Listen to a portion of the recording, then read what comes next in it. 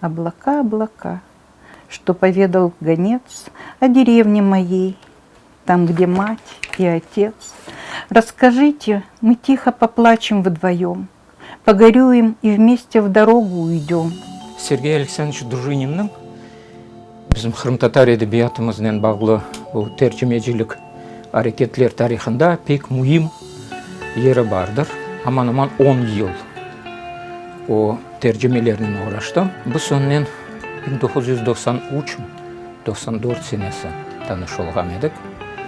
Bu 10 yıl devamında men ona satır astı tercümeler hazırlaydım. O da bu satır altı tercümeler esasında demek öz tercümelerini, manzum tercümelerini yapar edi. Bu 10 yıl içinde eğer Orta Asır Kırım-Tatar şiiriyetimizden alsak, iki antologiya çıkan edi. Birisi 1999 senesi Gülşen Hayalları adlı antologiya ve 4 yıldan son aslında onun ölümünden birkaç gün sonra ikinci antologiya bu Sevgi Hayalları. Сергей Дружинин родился 2 марта 1954 года в Запорожье, перебрался в Крым и окончил Симферопольский государственный университет. Начинал как учитель истории, музейный работник, впоследствии работал в Министерстве культуры Крыма, издал справочник «Музеи Крыма». Он просто очень любил Крым. Он историк, он поступил в университет, он был настоящим историком, он в архивах очень много работал. Ему интересно все это было. Он ездил по Крыму, он знал названия всех этих сел. Он интересовался культурой. Сергей Александрович Дружинин ilk tercüman edi ki bizim Orta Asır şiiriyetimizden böyle sistematik olarak uğraşan. Bu yıllar neticesinde olsa da 40 şiir ve poema tercüme edilgen edi. Böyle baksan çok değil ama o yıllarda bu ilk antologiya, ilk tercümeler edi. Кроме средневековой крымско-татарской поэзии, Сергей Дружинин переводил классическую арабскую и иранскую поэзию, европейских поэтов, таких как Адам Мицкевич и Федерико Гарсия Лорка, а также стихи Бекира Чобанзаде. Вышедшая в 2000 году книга «Облака» долгие годы была самым крупным сборником поэзии великого крымско-татарского поэта на русском языке. Повезло то, что нашли друг друга, Нариман и Сережа. Это не просто так, это Господь свел. Потому что тандем был просто удивительный. Он с таким интересом, он так занимался переводами. Я говорю, что наша семья вся участвовала.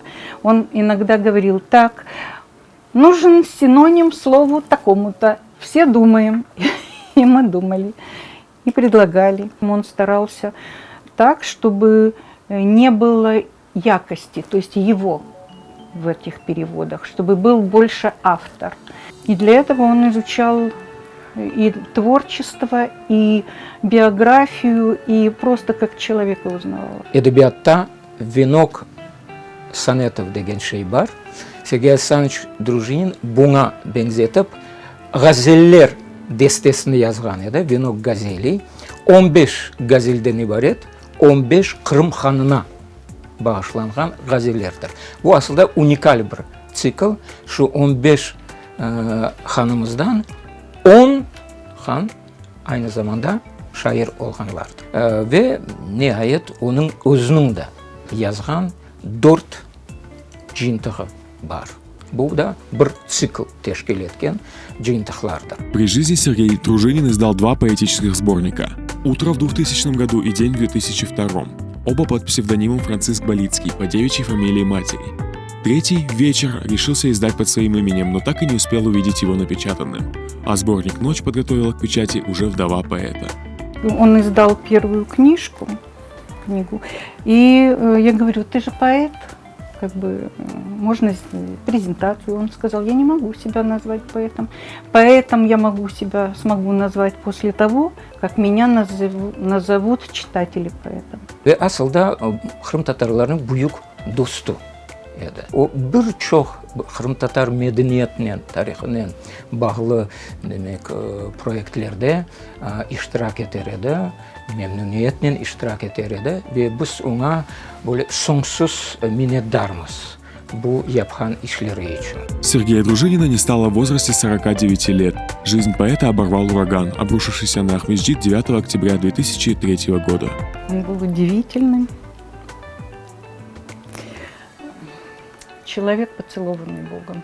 И он умел любить, и мы его любили. У нас семья была прямо единое целое.